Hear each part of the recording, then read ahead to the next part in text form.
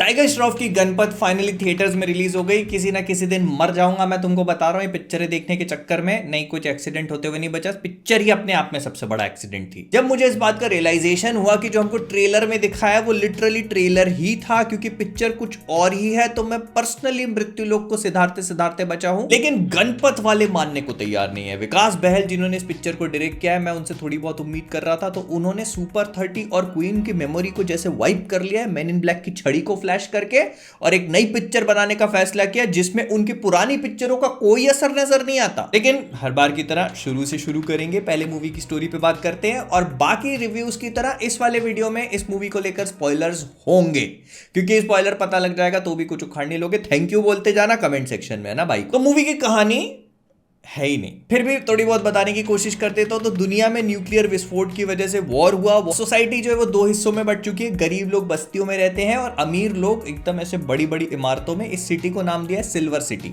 मुझे समझ में नहीं आता इसका नाम सिल्वर सिटी रखा क्यों गया है। सिल्वाकर सिटी होना चाहिए था, क्योंकि एक दर्जी भी इससे अच्छे वीएफएक्स बना लेगा। इन्होंने सीजीआई और वीएफएक्स के नाम पर जो माइक्रोसॉफ्ट का पावर पॉइंट प्रेजेंटेशन दिखाया था, उसको देखकर मैं 1 मिनट तक ये समझ रहा था कि हंसूं या रोऊं, क्योंकि ट्रेलर में इन्होंने इसको फिर भी थोड़ा सा पॉलिश कर दिया था। लेकिन जो मेन पिक्चर है उसमें वो वैसे के वैसे ही है। जो शेयर की कलर ग्रेडिंग करके उसको चेंज किया था वो पिक्चर में वैसे ही दिखता है जैसे टीजर में था। तो जो अमीर लोग हैं गरीबों पे जुल्म करते हैं इसमें तो कोई नई बात नहीं है। लेकिन फिर पता चलता है कि गणपत इनका मसीहा होगा जो आकर के इनको लिबरेट करेगा। तो इस बीच एक बेटी मां से पूछती है कि मां गणपत कब आएगा, और मां कहती है आएगा बेटा, गणपत एक ना एक दिन जरूर आएगा। इतना टाइम तो मैं अपनी रोटी चबाने में भी नहीं लगाता। लेकिन फिर एंट्री होती है हमारे गणपत की, और यहां पर I will be very honest, trailer ने मेरे को थोड़ा सा मिसगाइड कर दिया, क्योंकि हमको ऐसा लग रहा था कि गणपत जो है वो गरीबों की सोसाइटी में पैदा होगा, फिर वहां से फाइट करके अपना वे अप जाएगा। लेकिन पिक्चर एक रिवर्स सूनो कार्ड खेल देती है आपके ऊपर, क्योंकि गणपत अमीरों की सोसाइटी में ही रह रहा है। उसकी नींद खुलती है वो लड़कियों के बीच में मस्त लेटा हुआ है, और एक नहीं दो नहीं 1 2 12। और वो जो माइक्रोसॉफ्ट पावर पॉइंट प्रेजेंटेशन वाले सदमे से मैं उभर ही रहा था कि मेरे को रियलाइज हुआ कि हमारा सारा ध्यान उसी के ऊपर था। असली मिस्टेक तो हम लोगों ने देखी नहीं। आदि पुरुष पार्ट 2 डायलॉग्स। टाइगर भाई साहब कहते हैं दुनिया हसीनों का मेला, कल रात अपन खूब खेला। ये तो रोस्टवर्स का डायलॉग लिख दिया आपने। और मुझे समझ में नहीं आता कि ये अंग्रेजों से कौन सा फिक्सेशन है। अगर पूरी दुनिया खत्म हो जाके सिर्फ इंडिया वाले लोग बचते हैं तो क्या प्रॉब्लम है आपको? गोरों को डालने की क्या जरूरत थी इसमें, वो भी स्पेशली विलन के रोल में। और ऐसा हगा है इसने, ऐसा हगा, पूरी पिक्चर ही हग्गूपंती है। विलन बनाने के नाम पे अंग्रेज को उठा लिया, और अब ऑफ कोर्स उससे अंग्रेजी तो बुलवा नहीं सकते, और उसको हिंदी घंटा नहीं आती होगी, तो उसकी गर्दन पे एक चिप लगा दी है बोल करके कि बोल नहीं सकता, तो पूरी पिक्चर में ऐसा कर रहा है। और डायलॉग्स की बात चल रही थी ना, तो एक और ले लो। लड़ाई में ये मैटर नहीं करता कि तुम कब तक मार सकते हो, मैटर ये करता है कि तुम मार खाने के बाद भी कब तक लड़ सकते हो। बाय गुड्डू बैल्बोआ। गुड्डू जी जिनके 6 पैक एब्स बॉडी है, उनको फाइटिंग नहीं आती, लेकिन वो फाइटर सिलेक्ट करने में एक बहुत इंपॉर्टेंट पार्ट प्ले करते हैं। तो वो गांव की बस्तियों में जाते हैं और वहां से फाइटर उठा के लाते हैं यहां पे लड़वाने के लिए डर्टी पीपल क्लब में। टाइगर भाई फाइटर लोग जुगाड़ के लाते हैं बस्ती में, फिर अपने खुद के बॉस की जो गर्लफ्रेंड होती है उसी के साथ इलू इलू कर लेते हैं। मतलब टेक्निकली ऐसा होता नहीं। टाइगर भाई उनको मना करने की कोशिश करते हैं, लेकिन वो कहते हैं कि मेरा नाचने का मन कर रहा है। तो कहती है तो नाचो ना, कौन देख रहा है? पूरी दुनिया दीदी, लिटरली एक क्लब में डांस कर रहे हो तुम। स्पीकिंग ऑफ विच, पिक्चर में 4 गाने, और एक भी ऐसा नहीं जिसको सुनने के बाद आपको ऐसा लगे कि इसको दोबारा घर जाके सुनना चाहिए। और सोचो फिर क्या होता होगा, ये दोनों डांस कर रहे हैं, इन लोगों को कोई देख लेता है और फिर इनकी जाके चुगली कर देता है जो बॉस होता है उससे, और उसको क्या बोलता है, कहता है कि तुम यहां पैसा बढ़ाने की बात कर रहे हो, वो देखो वहां वो क्या बढ़ा रहा है, और तुम मेरे को बोलते हो कि मैं गंदे जोक्स मारता हूं। टाइगर भाई पकड़े जाते हैं उसकी माशूका के साथ, तो वो विलन पकड़ता है, इनको गाड़ देता है जिंदा जमीन के अंदर। लेकिन टाइगर भाई क्योंकि गणपत है तो वो ऐसे हाथ वाथ निकाल के बाहर निकल आते हैं, और फिर पहुंच जाते हैं गरीबों की बस्ती में शिवा को ढूंढते हुए। शिवा बेसिकली वही ब्लाइंड फाइटर है जिसको हम लोगों ने ट्रेलर्स में देखा था। अब इमेजिन करो कि गरीबों की बस्ती है जिनके पास खाने के लिए कुछ नहीं और राशन पानी के लिए लड़ जा रहे हैं और खून वून कर दे रहे हैं लोग। तो आप क्या सोचोगे कि टाइगर श्रॉफ कहां जाके अपना खाना खाएगा? मैं बताता हूं, एक चाइनीज रेस्टोरेंट में जाकर, जिनके पास खाने के लिए पैसे नहीं है, जब पैसे मांगते हैं तो वो अपना बिल फाड़ के फेंक देते, कहता है मैं बिल पे नहीं करता, और फिर वो इसको गंदा मारते हैं तो कृति सेनन बचाने आ जाती है, जो मुझे लगता है कि पूरी मूवी का एकमात्र अच्छा एक्शन सीन था। I mean don't get me wrong, Tiger Shroff martial art, stunt want और एक्शन करने में बहुत अच्छे हैं और प्रोबेबली पूरे बॉलीवुड में उनसे अच्छा कोई कर नहीं सकता, लेकिन आप रोज रोज बटर चिकन तो खाओगे नहीं ना। है तो कृति सेनन ले जाती है टाइगर भाई को और उनको बताती है कि ये शिवा हैं जो तुमको ट्रेन करने का काम करेंगे क्योंकि तुम गणपत हो। अब ये पहले बात तो मानने को तैयार नहीं होता, और दूसरी बात पहली नजर में इसको ऐसा प्यार हो जाता है कि बस उसके ही पीछे पड़ जाता है, और तीसरी बात ट्रेनिंग छोड़ के गाना गाना शुरू कर देते हैं और आधे गाने में कृति सेनन को भी उससे प्यार हो जाता है।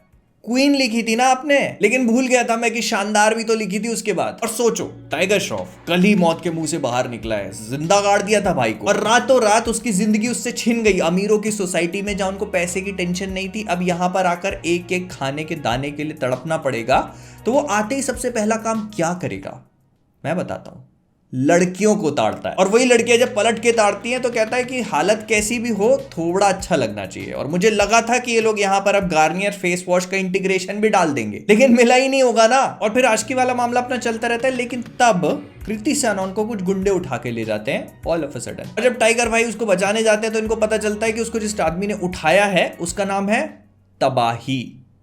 2070 में अगर गुड्डू, जस्सी और तबाही जैसे नाम चल रहे हैं तो मेरे को मत भेजना भाई उधर। खैर, तो तबाही से पिटने के बाद गुड्डू जी को इस बात का रियलाइजेशन होता है कि मेरे को अब ट्रेनिंग की जरूरत है, और वो ट्रेन करना शुरू कर देते हैं अपने आप को पता नहीं कितने महीने तक।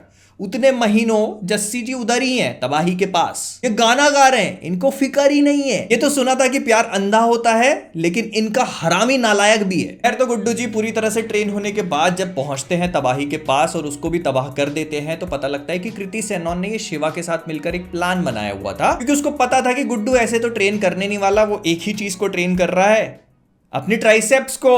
गंदे दिमाग। तो गुड्डू के जीतने के बाद अब कृति सेनन एक और ट्विस्ट फेंकती है हम सबके सामने कि गुड्डू जो है वो शिवा का बेटा है, क्योंकि शिवा जो था उसके पिताजी थे अमिताभ बच्चन, और उन्होंने ये प्रोफेसी करी थी कि जो गणपत होगा वो इनका सेवियर होगा।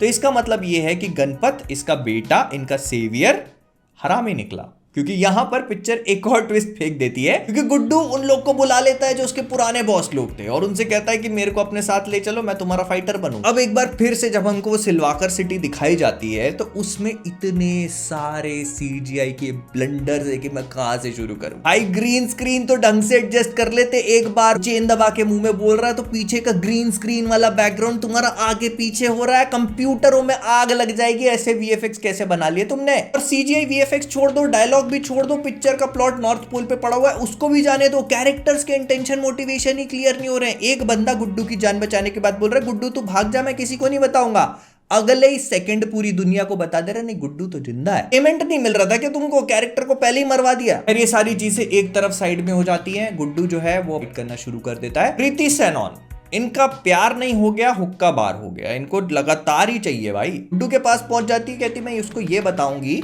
कि तुम इसके पापा हो। वो कहता है कि जरूरत नहीं है बताने की, कहता है नहीं मैं बताऊंगी। अपने भाई को बिठा के ले जाती है, उसकी ऑफ स्क्रीन ही मौत करा दी भाई। कुछ सिग्निफिकेंट कैरेक्टर्स होते हैं पिक्चर में जिसको आप लगातार स्टार्टिंग से लेकर एक पॉइंट तक दिखा रहे हो, तो उसकी मृत्यु भी तो अच्छे से दिखाओ कम से कम। सस्ते वीएफएक्स को छुपाने के लिए पता नहीं कौन सी लाइव स्ट्रीम पे चले जाते हैं लोग, वहां लाइव लिखा हुआ और ग्रीन कलर का फिल्टर लगा दिया जिससे कुछ समझ में ही नहीं आ रहा। मतलब ये समझ में आ रहा है कि वीएफएक्स नकली हैं, बेचारे की मौत हो गई है वो भी लाइव स्ट्रीम पे, और वो भी कोई देख नहीं पाया। और फिर गुड्डू जी कृति को देखकर कहते हैं मेरे को देर से कोई बात नहीं करनी, चल निकल। 2023 में लड़के इतनी खतरनाक हो रही है, 2070 में जाकर ऐसी कैसे हो गई। और फिर टाइगर श्रॉफ जो है वो फाइट करना शुरू करता है। इनका एक ओपोनेंट रहता है, इसका नाम होता है मंकी मैन, लेकिन मंकी के नाम पर इसने सिर्फ केला खाया, बंदर वाली हरकतें तो सामने वाला कर रहा था। लेकिन अनाउंसर कहां से पकड़ के लाए, बीच में बोल दे रहा ऐसा फाइटर किसी ने देखा ही नहीं होगा, और रेफरी तो पता ही नहीं कहां से पकड़ के लाए। प्लेयर नॉकडाउन हुआ, उसके पास जाके पूछ रहा है आर यू डेड। अबे मर गया होगा तो हिलेगा कहां से 27वीं सदी के रोगन जोश। तो हमारे गुड्डू भाई फाइटें जीतने के बाद फिर वो जॉन से कहते हैं, जो भी उसका नाम था वो बिना बोलने वाला, वो कहता है कि एक काम करते हैं, हमारे पास पैसे नहीं है तो ये सबसे बेस्ट आइडिया रहेगा कि गरीबों को भी बेटिंग में इन्वॉल्व कर लेते हैं, और मेरे ऊपर जब वो बेट करेंगे तो मैं फाइट हार जाऊंगा। तो जॉन इतना बड़ा चुकंदर है, ये अभी गरीबों की बस्ती से होके आ रहा है, इस पे भरोसा कैसे कर ले रहे हो तुम। वो कहता है हाँ ठीक है लगवा दो। ये भाई कमाटीपुरा के क्रेटोस को उठा के लाते हैं और उसका मार मार के भरता बना देते हैं। फाइट जीतने के बाद सारे गरीबों में पैसा बढ़ जाएगा ऐसा बोल देते हैं। एक बात बताओ मेरे को, ये जो जितना भी बेटिंग सिस्टम है ये सारा का सारा अमीरों के हाथ में है ना, तो फिर ये गरीबों में पैसा कैसे दे देंगे? ऑटोमेटिक सिस्टम ट्रांसफर हो रहा है क्या? लेकिन फिर आता है इस पिक्चर का सबसे बड़ा ट्विस्ट और हमको ये पता चलता है कि जो जॉन था इसके ऊपर भी एक बॉस था जिसका नाम मेरे को अभी याद नहीं है और उसको पूरी पिक्चर में दिखाया नहीं गया। वो जो एक शॉट था ना ट्रेलर में, बस वही शॉट है उसका पूरी पिक्चर में। वो आखिरी में टाइगर श्रॉफ उससे कहता है कि आजा अब तेरी बारी है, तो वो रोशनपुरा के एवेंजर्स के पार्टिकल इफेक्ट्स की तरफ बिखरता है और यहां पर इसके सामने आ जाता है और हमको पता चलता है कि वो और कोई नहीं बल्कि टाइगर श्रॉफ खुद ही है। अब ये वाला तीर इन्होंने कैसे मारा ये मैं अभी तक समझ नहीं पा रहा हूं। जितना वो बोलता है तो मुझे ऐसा लगा कि वो एआई वीआई कुछ होगा या ऐसा कुछ है। मतलब वो ये कहता है कि मेरी कोई बॉडी नहीं है, मेरे शरीर में कोई दिल नहीं है। वो तो टाइगर श्रॉफ के शरीर में भी नहीं था। जब तक उसने डबल गेम खेल के बस्ती वालों का साथ देने का फैसला नहीं किया तब तक वो भी तुम्हारे जैसा ही एआई था। और टाइगर श्रॉफ उसको देखकर एक बार के लिए भी नहीं सोच रहा कि आखिरकार ये मेरी ही शक्ल का चुकंदर पैदा कहां से हो गया। वो अपना स्वैग बिखेरने को तैयार है। वो कह रहा है कि कोई बात नहीं, टाइगर की जब हटती है तो सबकी फटती है। ऐसे ऐसे डायलॉग तो दिए हैं पिक्चर में। वो कह रहा है मेरे को डर लग रहा है और जब मेरे को डर लगता है तो मैं बहुत मारता हूं। ये कोई सेंस है इस बात का? जब डर लगता है तो लोग चद्दरों में जाके छुपते हैं, बाथरूमों में छुपते हैं, मार खा। मैं गलत सवाल पूछ रहा हूं। एक्चुअली कोई सेंस है इस पिक्चर का? कोई सेंस है इस पिक्चर का? खैर ये सारी चीजों को छोड़ दो। खैर मेरे को जो भी बोलना था मैंने बोल दिया। छाती में थोड़ा सा दर्द होने लग गया, एक बार जाके चेकअप कराना पड़ेगा अपना बीपी वीपी।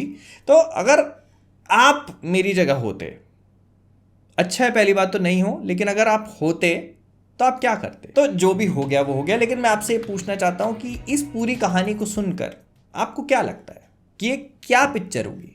वैसे तो ठीक है जो भी है, लेकिन फिर भी मैं जानना चाहूंगा कि कमेंट्स में सारी चीज़ें बता देना।